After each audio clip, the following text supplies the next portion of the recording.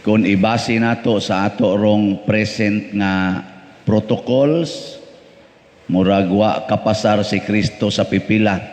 Ang iyarang napasaran kanira yung social distancing. Iya man gipalayo sa mga tao ang amang og ang bungol. So social distancing, pero iya man gituthuan yang tudlo gihikap manoon niya ang tao. So nani abot na to mga droplets ngadto. Sugot mo ron na inyong tupadya, tuthuan niya yang tudlo, ikapon niya imong dila. Sugot mo dili. Unyag mo na makaayos imong cancer. Mo na makaayos imong heart failure. Mo na makasulbad sa imong kidney failure. Sugot ka dili. Tubag. Pero mo na makapa-COVID nimo. Saan? Sugot ka dili. So sa mga tao karon giharian sa kahadlok. Mga igsoon, kana kunong taong bungol, automatic sa na ang mahimong amang. Nya kana sang taong amang, automatic sa na nga bungol na siya. Kamo asa man mo unsa man mo, amang o bungol? Daghan kay gatutok lang nako, pasabot amang na siya og bungol. Tutok ba? Pero duha man ni kaklase ang pagkaamang o ang pagkabungol na ay gitawag na tog physical na asay spiritual. Tingali kamurong nanimba dinhi, murag wa ninyo'y amang wa say bungol physically. Pero posible 99% aning nanimba apil na ning nagwali amang og bungol. Nya unsa man ang amang og bungol spiritually, kana bang dili ka maong musulti sa mga pulong sa Ginoo, di sad kadungog sa pulong sa Ginoo.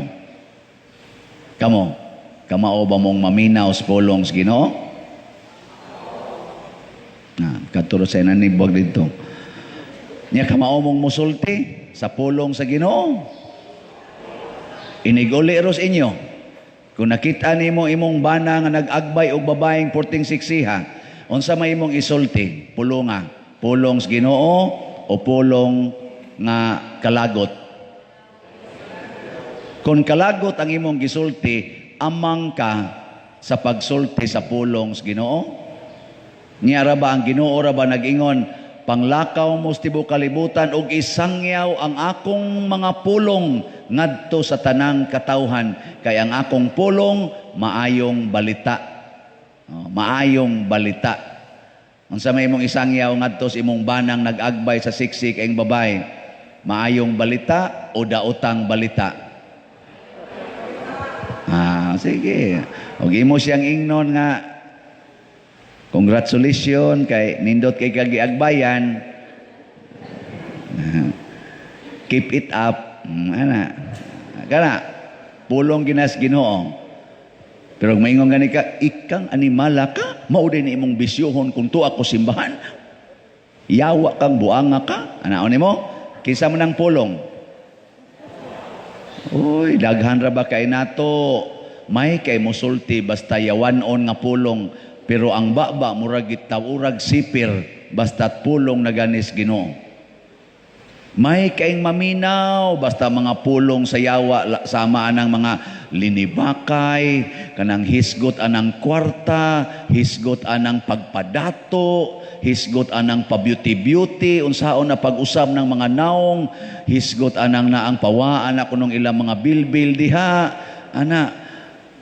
unsay mga short karon nga mayong isulob aron siksik ikatan-aon. Pero di gyud mag-istorya unsay makapamintain sa purity, sa virginity, sa atong pagkaway sala, unsay mga pulong nga gisultis Ginoo para mahimutang malinawon ug malipayon nga tinud-anay. Di gyud mag-istorya ana. Sa unang pagbasa, nindot kayo ang pulong sa Ginoo ug iyang saad. Ang mga bakol, basta na siya ba?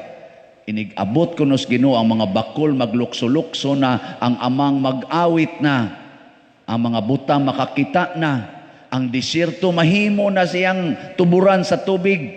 Sinunan nga na, disyerto nga wa man ay hapit tanom diha. Mahimo ng tuburan, mahimo ng dagko kayong mga kalasangan. Basta na ay Ginoo.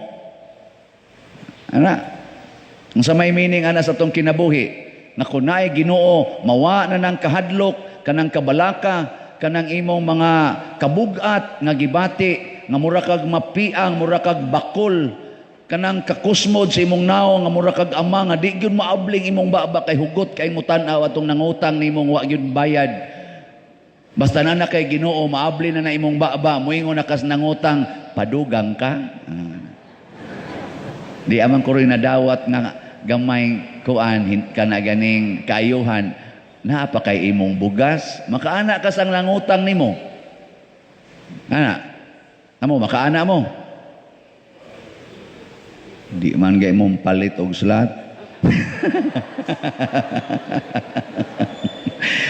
Kana para Ginoo na gina, para na ginasbirhin inyo pa mga daginuton bisag naagyo kay imo. Ay lang oy, sunod na lang sad oy, sunod na lang. Unyag mamatay ka karong gabi do na pay sunod. Sunod na lang kapilin ha oy, sunod na lang nga kapilin ha. Ana napabitay daghan. Unya ikaw napakay daghang adlaw nga mosunod. Ha? Ada hilom lagi mo. Oh, nausahay, kusog kay taani. Mga yawanon ba? Linibakay, tamay sa atong isig katao, daog-daog sa atong isig katao. Ana, kita unta may mahimong agents sama ni Kristo sa paghimo aning mga maayong butang nga mahitabo sa kinabuhi sa mga tao dinis kalibutan. Daghang kayo mga tao nga mura nagdesyerto ang ilang lungagan, ang ilang kaldero mura nagdesyerto, wa nagyoy maluto, kay wa nay malungag. Manghatag sa dunta bugas aning mga tawhana. Unya, sa atong ikaduhang pagbasa, unsa may maayong balita nga gihisgutan ni San Pablo.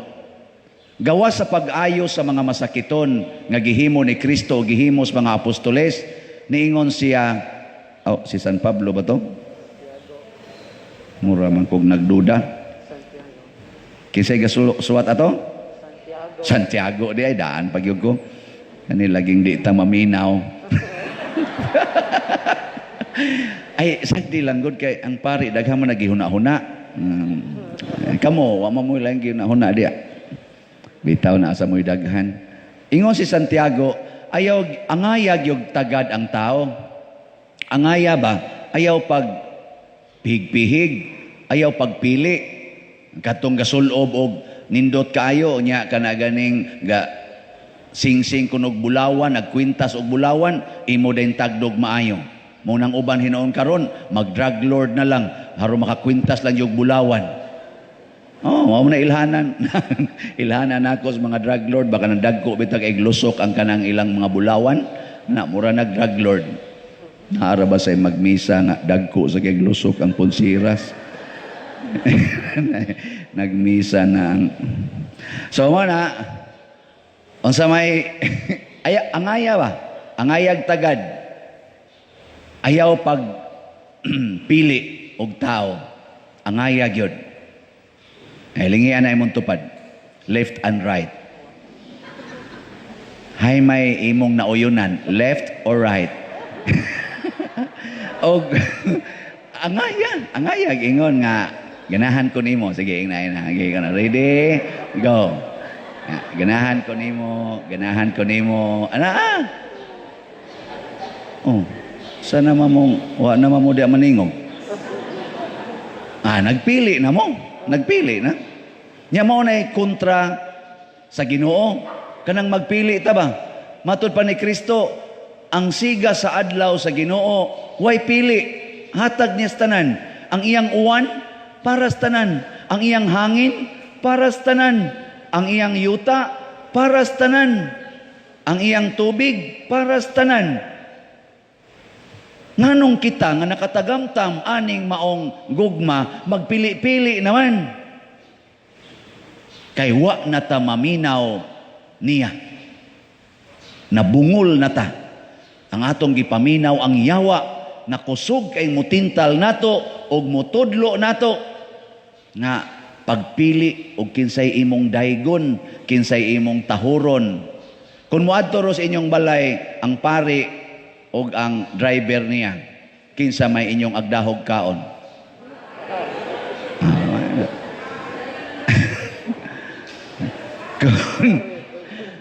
Kung ang pari magkuyog ug ang obispo, kinsa may inyong unahog agda?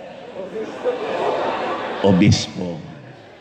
Di na mo kailang, Padre Siano, di na mo kailang.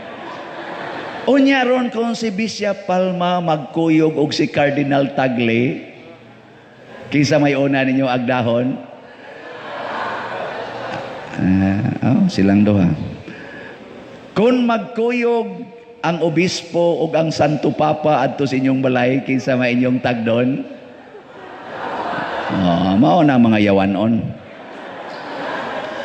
Pero kung sakto ka, inigabot gyud driver og sa pare og sa driver, tagdag unang driver aron malipay. Kay kung di na malipay, ibangga na niya, patay ng pariya. Wala na niya kay bisitang pare, iamong driver kay galagot, tagdag maayong driver di ba ang pare bisag dili na siya matagad, malipay na. Nganoan, ang pare nakasabot naman ang daan, kami goy magsasangyaw.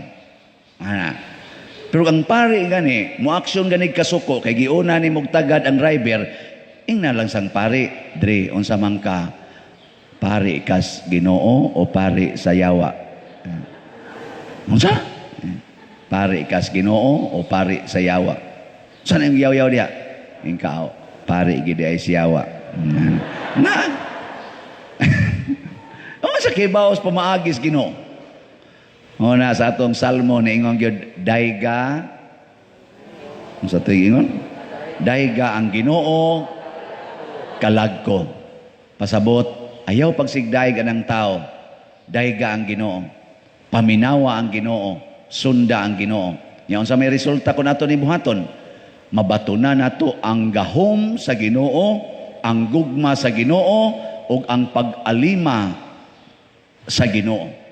Ayuhon ta niya sa atong mga sakit, tagaan ta niya grasya, tagaan tag kalipay ug kalinaw nga gikan gid niya, dili gikan nato. Pataka na lang kung nagsuod ang grasya. Karon bitaw kay nahigugma man ta gyud ninyo, niabang ta ana dihang yuta sa kilid. Gipasa ni Kapitan Fe nga ni nato simbahan, kita na nag-abang diha aron makagamit ta sa atong mga panginahanglan. Seminar ta dito, natay mga tent, o mapuno sa parking diha, marking ta dito. Nga sa sige na kong hangad-hangad, na may mahog nga mga palwas lubi nga laya, na asay mga lagas, na ikinanas ilaga, na kupastag na ay mahulgan din nga mga manimbahay, na mamisahan ginatog pahulay nga dayon. To, sige na mong paningkamot o pamaagi kung saon gina siya pagsulbad, among butangag net. Sa magisi ram ng net, Father, lisod sa ibutang. Ni suggest ni si William siya na may mananggutay diring wa nay trabaho, pasanggutan ba ni natong lubi pa der malimpyo na ani sugot man sad karon 14 daghana na diyang sinanggutan sus paghuma na ron 40 madeng suka di ay kay di man nato ituba kay kanang sige nya inom diri di na hinom ko kamisa diri no. Ana rabasan choir manung rabasan nag-inom usahay to ana suka lang ato. So mag-average og 4 ka container nga suka kada semana. 14 suka. O naron na taron dihay SBFP Powerful Vinegar. Nasat bang atong ipanghatag with love offering. Lagi, nada at bang pagdala mo og sudlanan. Kay 40 yung suka nanimaho naming suka diri sulod. Pero dako kay gikatabang kay ato mang bayran ang manananggot og tag 90 kada galon para sa iyang kabuhian. Porting dakuan nagnisis manananggot oy. Suna ka ng 4 ka container nya tag 90 kada galon kada semana. Di income na siya. Dako pag income sa barangay Tanod Usahay ko, dako magkuliktas pare. Basta lagawan, ano kanina, sayo pantingali ko, Pero, amo nang gidawat. Jadi, man sa takapamaligya, kay nga naman, magnegosyo ta dinig suka, di pwede, oy. Love offering lang. Mo na, og naamoy sudlanan, linya mo atong atbang, powerful vinegar. Nganong powerful man, bisag wa kay sudan, basta na sukag asin, hurot ginang bahaw. Powerful kay na. Oh. Kanang imong naong gakusmod, dalab. Imna na pure go na suka, good aslom kay tanan. Inig aslom man nagmayob, kanang imong naong, abli gina. Very powerful, no? na kay COVID, imna mo sa kabutilyang suka, patay ng COVID. Lagi, lata lang sang tinahin mo, pero patay ng COVID, oy. Powerful kay nastanan. Awas ta kasiguro, kay nganong gipatubod man ng San Vicente Ferrer, basig ipanghatag na ninyo for healing purposes. No? Ginay, nindog na ta.